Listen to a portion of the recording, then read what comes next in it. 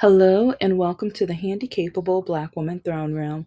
My view of humanity is a whole new tea. Hi, hello to all of my lovelies, my beauties, my royalties. Let's get that scorching, boiling, hot, petty tea out. Oh, and take that deep breath. Take that deep breath. And don't forget about the Epstein files. Don't forget about those Epstein files. And it's really, oh, I heard that one of my favorite ladies might be suing the Orange Man again. That's my girl. Oh my gosh. It's like, I know she's going to be the multi millionaire after all of this, but it's like if I could just make brunch for her, if we can have brunch, talk, spill tea, she's on my top 10 list of people I want to have brunch with. She truly is. She's an amazing woman, a role model. Yes, yes, she is. Okay, okay. Part two. And yes, this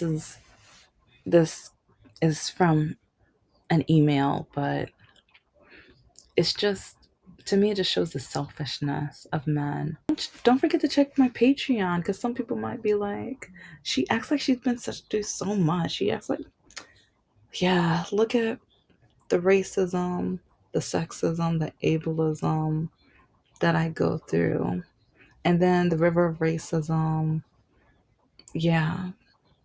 And I have so much more to download and put up because and even today, like I'm still this 21-year-old no good. I was like, don't you want to have fun? Boy, I just broke up with my girl a few months ago and I want to get laid. Like, okay, then, but I don't want a girl. Okay, well, you're a boy. Well, yeah, don't you want like a young one? Like, shut the what? Plus, these boys. Oh, anyway, anyway, anyway. So this is part two, and yeah, check that out. Check my Patreon. I have too much to download, but I have to keep reminding myself it's worth it, it's worth it. And only $2 a month. I mean, I'm putting up a lot more free stuff right now because I'm just like, okay, I just because I need some of this to be seen. It's like you don't have to pay me any money for these. It's just so many people don't believe in the racism in this country, especially after Mrs. Obama got called a man and stuff. People are acting like they're brand new. And it's like, no, no. Here are tons of examples of when white men and Middle Eastern men, specifically, yes, a lot like Middle Eastern men, they really don't care for black women. I'm not saying all. I'm not saying all, but mm, like, oh, I'm sick. Yeah, they really don't like black women. If you don't believe me, look at yeah, just look. Yeah, there's a lot of free stuff, a lot of stuff. But yeah, $2, two or $4. Yeah, yeah, yeah. But anyways, okay. Let's get to the tea. Let's get to the main event. Because yeah, Mr. Spider wrote me July 3rd in the evening, and it's called apologize or apology, whatever. Mm. But I think he forgot, like, there is an email where I said, I'm not going to read your part. You don't read my part. But then he wrote this in a new email. So, and I mean, it's not like it has anything, you know, to anything that would even say who he is or whatever. But it proves that he was in the wrong. So I might read it one day because I'm like, he knows he was in the wrong. So many men have mistreated, like,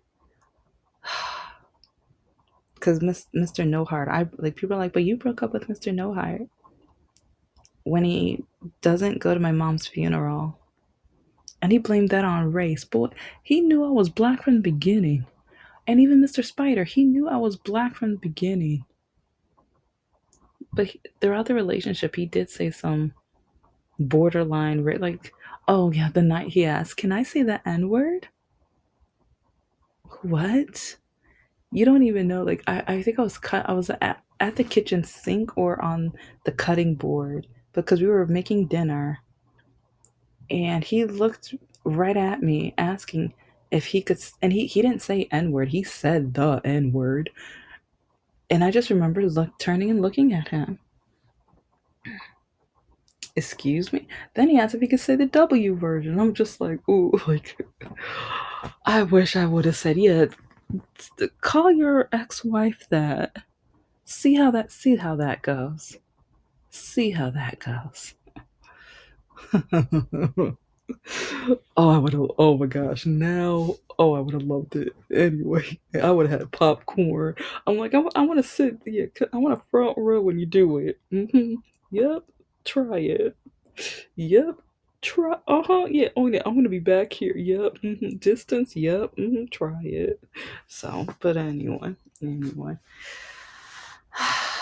But yeah, he had the nerve to write me,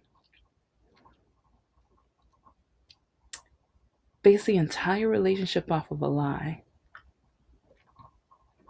He didn't want me from day one, but he was so desperate either to have his ex be jealous, and then he had me take all of the grunt. Like, she harassed me so much. And he watched it and he acted like, oh, well, we'll get through this. It's okay. I love you. Oh, she's just mad. She's just jealous of us. And no, he wanted her to be jealous. He wanted the attention. He saw that either maybe she wanted more education or she wanted to be a promotional model. Like, I don't know. Like, there's certain things within my life that she was jealous of. And he knew that. So that was like the only reason he dated me, was because, but now that she is married for the third time, yeah, no judgment on that. It's just how, like, yeah, if you knew that, like, this gremlin, oh, it's like she calls me obese special ed. Like, yeah, so if I'm petty with her, just know, like, she was a nightmare, and she's an ableist. She's a bigot. The way she harassed me, but he allowed her to, because he wanted that attention. That's all he wanted from me. He's because, like, on my profile, it shows my religion. It it shows that I'm black. It shows, like, date the, like, it doesn't have my disability because so many men say such terrible things that for my mental health I had to take that off. But the first time we messaged each other, I said I have a disability. I said that day one. And he said he didn't care. But guess what, guys? No, he did care. Day one, he cared, but he was so desperate for a woman. And he said the other woman didn't talk. But he was so tired of waiting. And he saw I was a professor. So yeah, that was gonna get his ex-wife to be jealous. Because I talk and I'm a professor and I have some prestige and I live in a nice area. Yeah, it's like he wanted her to be jealous. That was the only reason. Oh, and the email before this one, he was like, "You can't say I didn't love you." The heck, idiot. Yes, I can. You never loved me. You loved the attention, and you loved the jealousy that you got from her because she harassed me so much. That connected to you. That showed you that she still loves you. She still wants you. She still demands your eyes on her. You loved that. You didn't love me, you loved that attention. So the crap he can't say. Boy, you never loved me. You used me. So, but in this email, guess what? This stupid idiot wants to see me face to face. Why on earth? We haven't seen each other in a month. And part of me, like, because I know he might still listen to this because it's like he doesn't like listening to my trauma. And I told him, like, there was a time where he told me he didn't like, and I'm like, okay, so stop listening to my episodes. And he looked insulted. I'm like, okay, you're not part of my demographic anymore. You've heard, you listened, you know what I'm going to talk about. You don't like it, stop it. But then he kept on. But then he put me down for talk. You talk about your trauma like it's your armor. If you don't like it, don't listen. That's your, like, all of the reasons he didn't like me are his issue. Oh, well, I like bicycling and you can't bicycle with me. Well, one, I was saving up. Like each month in my savings account, I was putting 20 extra dollars into an account. So maybe not this year, but next year I was going to buy a hand bicycle. Because of my disability, I was going to do that so that I could go on bicycling things with Anna. Another reason why I was slowly trying to like I've been working on the stepper, working on building muscle so that I would be able to go on 1 mile like tracks with him. And it's like if it was longer than that, I'd be like, okay, well, I'll meet you back at the car for the rest or whatever. I'll head back now or like something, whatever, blah, blah, blah. But yeah, he said, or I was like, as a couple, we don't do everything together. That's like, that's sometimes why people break up is because they're always together. They don't get a break. Why don't you have your hobbies? I have mine. Well, no, that's not, I don't want that. I want to do everything. Like, okay, then that's on you. And that's another reason why it was so confusing because every week he wanted date night 2 or 3 times every single week. And I even told him, I was like, don't you want time to yourself? Because I had to convince him some weekends, you can have this night to yourself. You need a break. You need to have and I would tell him, you need to find hobbies because it's like I want you to have fun by yourself, but no, not like, and that's why it's so frustrating because like he kept loading himself on me like, no, I want to go on these date nights and there were weekends where I'm like, like this week I'm really stressed out. It's not like I'm emotionally, I'm not there. I'm getting you anyways. I'm picking you up. We're going out. We're doing like he would be telling like I'm like, okay, I see like now I see the patriarchy was taking like since his ex took control over his life for 20 years. I kind of see what was going on now. Because at first I just thought, oh, this is out of love, I think. Or he's being really defensive, or he wants to take a stand because of like, it was really confusing, but I thought I understood it because I was just like, you know what? He is finding himself. And yeah, he was finding himself. He was using me while he was finding himself. So, but yeah, this fool wrote me and he wants to meet face to face at a like again like in public, and part of me I'm just like, well, you hardly wanted me in public and to begin with. But I mean, he says he wasn't embarrassed of me, but he was embarrassed of me. He can't lie. Like the way that he wrote his email and things like he kept contradicting himself, but then he kept, but I'm not embarrassed of you. Uh-huh. You're admitting that you're shallow. Yeah, because he literally said, I am shallow. I am this. I am that. Like, it was because, like, my disability. Yeah. But he knew all of this from day one. All of this from day one. But now he wants to meet face to face. For what? And I'll tell you why. Because so many exes from my past wanted this exact thing. They want to be face to face so they don't feel like the villain or the bully or the bad guy. They want to feel better. Because Mr. Spider, this idiot, wants he keeps saying like, "I think about you every day. Over the last month, I've thought about you every day." Too bad. Too bad. You're the villain. You're the bad guy. Get over it. You broke up with me. You should have figured that out when you broke up with me. I want to see you face to face. I want to talk about what? It's over. I know it's over. And I have to heal, but and the thing is, these stupid idiots don't understand. I like with some of the breakups, it was because I was black. Because like if their friends would be like, "Are you really gonna marry a black woman? Are you really gonna be with a black woman? Are you really? Oh, look at her hair.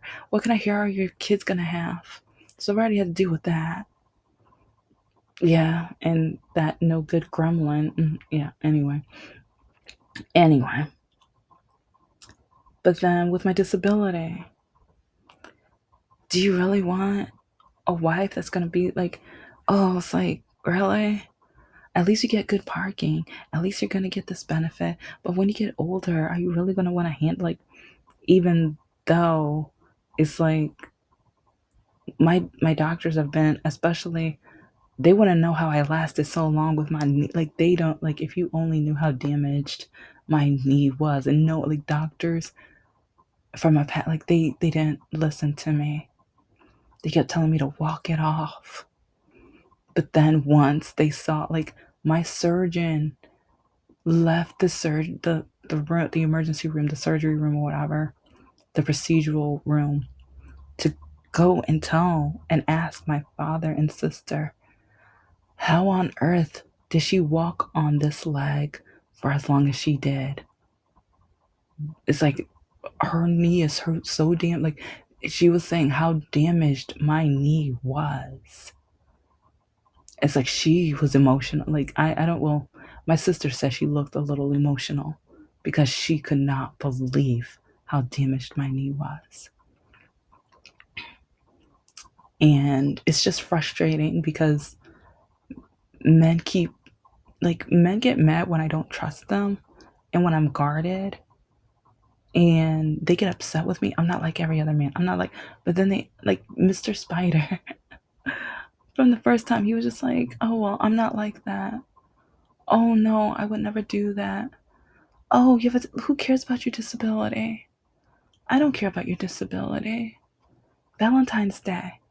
I love you. You're the best thing that's ever happened. I've never felt like this about anybody else.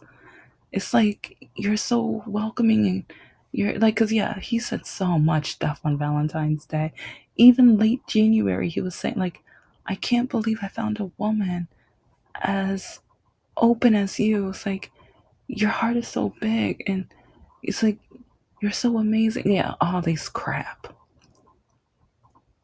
And so many men from my past, they try to come, like they repeat the same thing. Oh, I stuttered for a minute, but it's so frustrating how men from my past, like, you're the one that got away. You're the one that cheated on me. I didn't get away. You were like, I walked out the door happily. I didn't get away.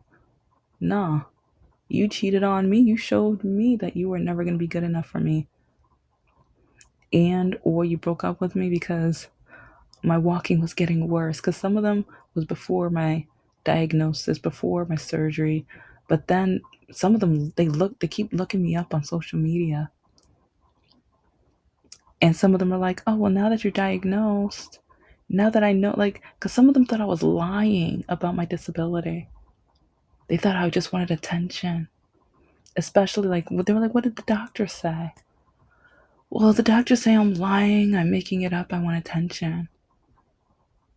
Well, yeah, well, God wouldn't make such a beautiful woman walk this way. So I kind of do think you might be making this up. You might be exaggerating this. Why on earth would I do this on purpose?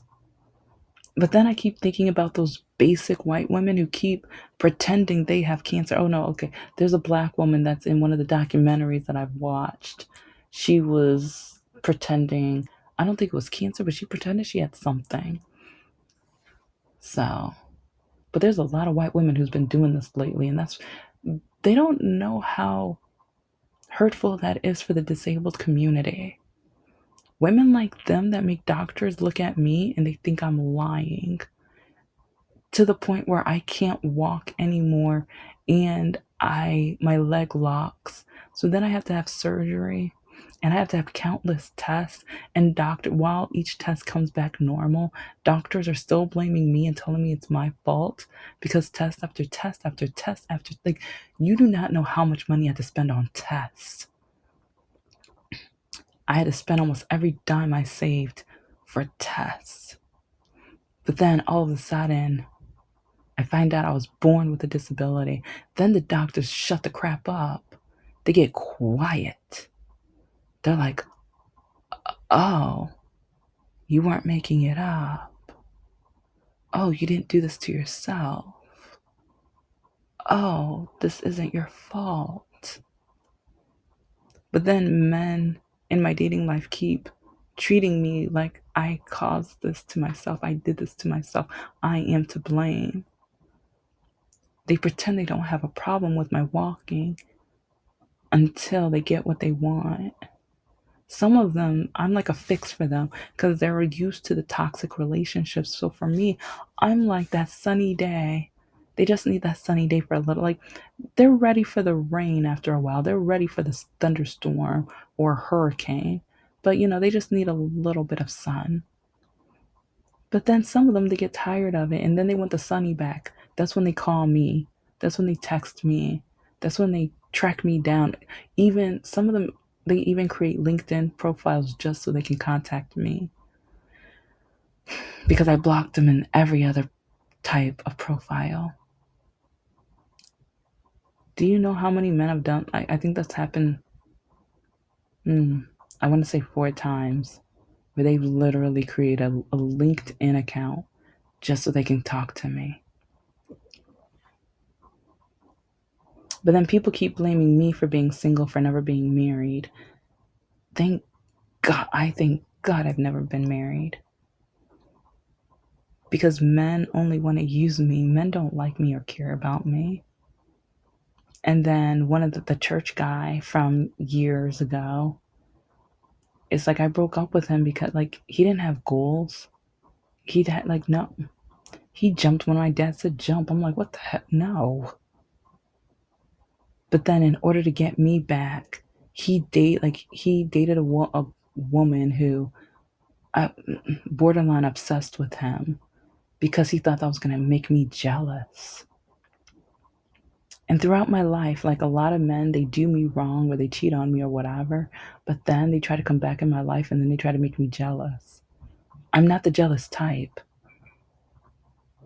It's like and this is one reason why when Mr. Spider writes me, he says he wants to see me face to face. We've already done a month apart. Now let's do 99 years. Not 99 months, not 99 weeks, not 99 hours, not 99 minutes, nor seconds.